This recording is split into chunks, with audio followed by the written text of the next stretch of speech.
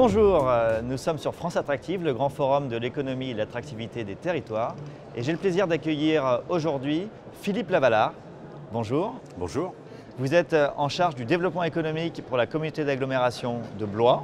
Blois au cœur des châteaux de la Loire. Est-ce que vous pouvez nous présenter votre territoire et ses filières fortes? La communauté d'agglomération de Blois, c'est une petite communauté d'agglomération. On a un peu plus de 100 000 habitants, 43 communes. Mais on a quand même un territoire historiquement industriel avec plus de 1000 hectares de zones d'activité. Nous, on est membre de Cosmetic Valley, du cluster, depuis plus de 10 ans.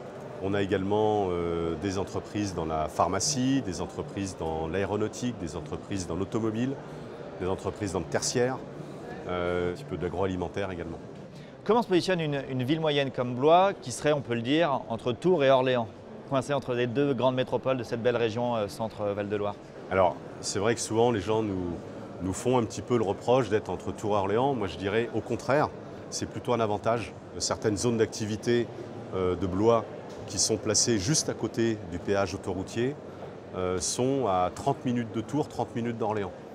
C'est-à-dire que c'est une chance aussi pour aller chercher de la main-d'œuvre. S'il n'y a pas de main-d'œuvre sur le territoire, on peut aller dans le bassin de main-d'œuvre d'Orléans, dans le bassin de main-d'œuvre de Tours, ce qui fait qu'on est sur un périmètre, on va dire, de plusieurs centaines de milliers de personnes. Vous décriviez la force de vos filières économiques et de leur dynamisme. Du coup, c'est aussi un taux de chômage qui est relativement faible par rapport à d'autres villes comparables ou la région. Comment est-ce que vous gérez cette situation de tension du marché de l'emploi, on peut dire? Alors c'est vrai qu'aujourd'hui, sur le bassin d'emploi de Blois, sur la zone d'emploi, on est à 7% de taux de chômage. C'est-à-dire c'est quand même inférieur par rapport à la moyenne régionale, voire nationale. Donc on a mis en place depuis le mois de mai une personne qui est en charge de la mobilité, de l'attractivité du territoire, donc qui accompagne les DRH dans leur recherche de personnel. Et elle va les accompagner en allant s'occuper de l'attractivité, de pourquoi pas trouver un appartement, trouver des écoles pour les enfants et l'emploi du conjoint.